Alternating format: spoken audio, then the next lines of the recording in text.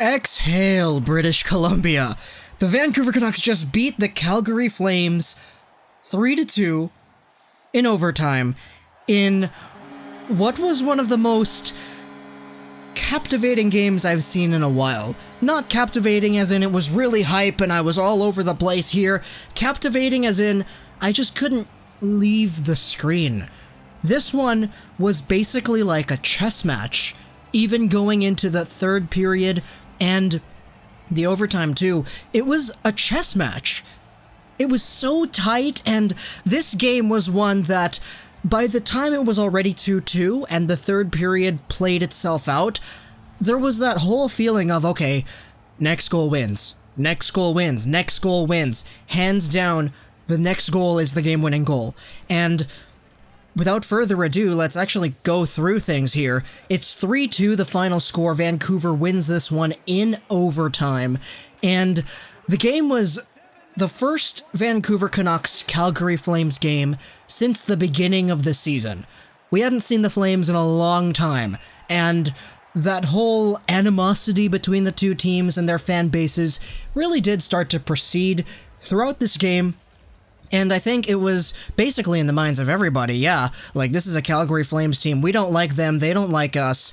So when Brock Boeser scored the first goal of the game 5 minutes in, where he absolutely just had a strew of time at the faceoff circle, and he ripped it, everybody was happy. Okay, that's Boeser's 14th on the year.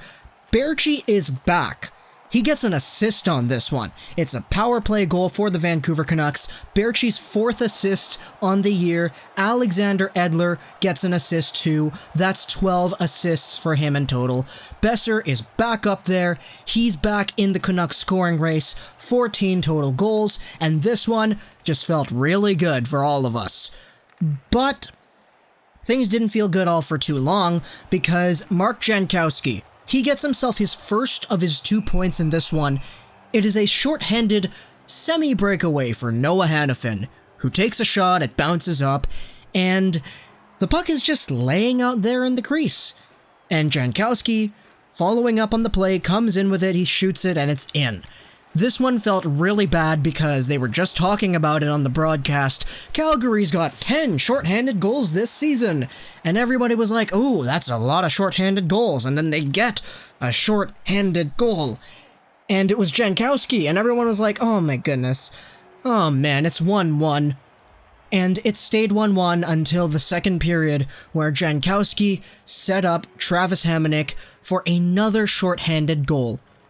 And it felt really bad to watch. I was very upset, and I was very aggravated at what happened, because I was like, wow, that really doesn't reflect the ability of this Canucks team. They're way better than this. They're better than a team that's giving up 2 straight short-handed goals. What the heck? I know it's the Flames, and Jankowski is a penalty-killing beast who's just all up in there, aggressively on the PK, always getting points. Basically, like, their penalty kill is a power kill, if you want to put it into layman's terms. That is also a term that we have coined on my junior hockey broadcasts that I do on Thursdays.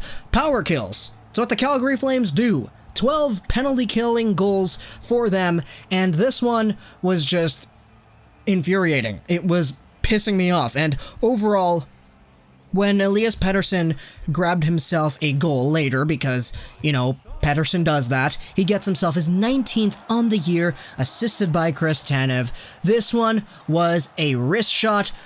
It was absolutely beautiful. You know what happens whenever you give Elias Pettersson or Brock Boeser space. The Vancouver Canucks snipers, they get it. And this one was very reminiscent of Pettersson's first goal in the league against Calgary. He's coming in the rush on the right side, absolutely rips it. It's in, and everybody's happy. 19th on the year, Pettersson back on it again. The game is tied.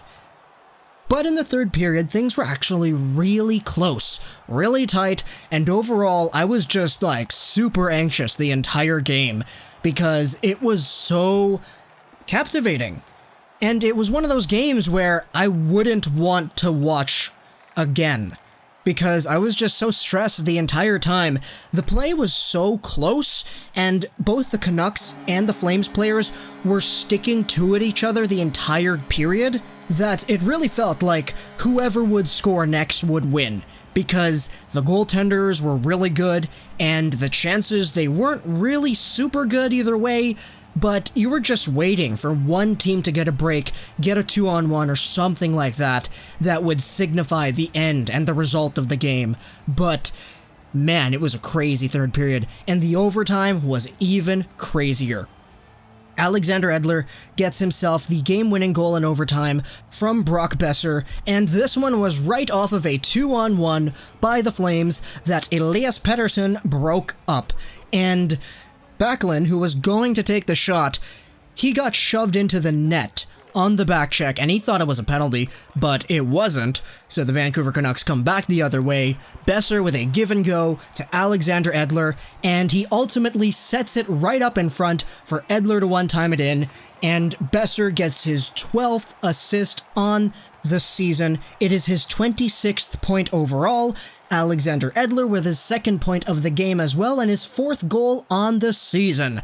This one was a doozy, and we gotta thank our lucky stars for it, especially Jacob Markstrom.